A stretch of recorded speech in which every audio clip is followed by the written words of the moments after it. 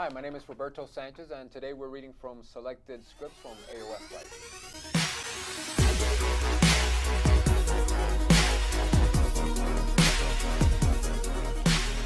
Fade in slowly on. Interior, house of Father Ernesto Marino. Night. In darkness, almost, moonlight through the one small window illuminates the middle-aged face of Father Ernesto, entering his one-room adobe home with the grocery bag in one hand. Ernesto switches on the light and gasps at the sight of a man in his 80s sitting at the kitchen table. What the? Ernesto's grocery bag drops to the floor. A melon rolls out and toward the man, who stops it with his left foot. He picks it up and puts it on the table, then rises unsteadily. Sorry, Father. I didn't mean to startle you. He begins to cough, a death rattle that bends him over double. Ernesto crosses to the man and helps him back into the chair. I'll get you some water. He fills a glass with brownish water from the kitchen tap, looking anxiously at the man over one shoulder. He returns. The man gulps down the water while Ernesto lights a large white candle in the window. Thank you, Father.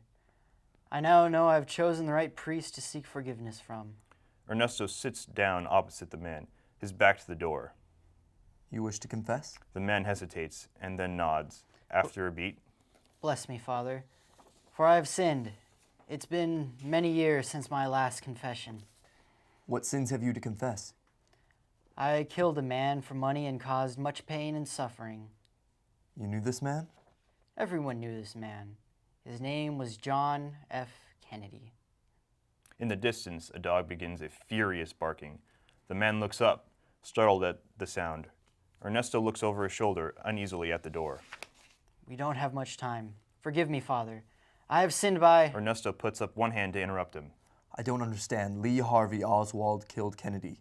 Unless you are saying you were the second shooter from the grassy knoll? The man makes a gesture of impatience. Is this a confession or an interrogation? I can't absolve someone of a sin they haven't committed.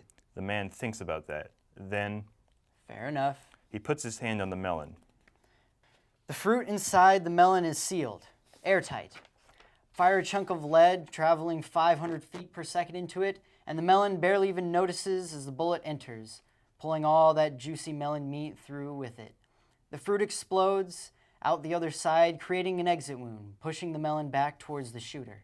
He takes aim at Ernesto with an invisible rifle and mimes firing it quickly, 3 times in about 3.5 seconds. After a beat, a look of understanding crosses Ernesto's face. There was no shooter on the grass knoll. No. Just me on the 6th floor of the book depository and Lee on the 2nd, where he always said he was. Now, if you're satisfied, I'd like to get this over with. He begins to cough again, this time spitting up a glob of blood into his hand.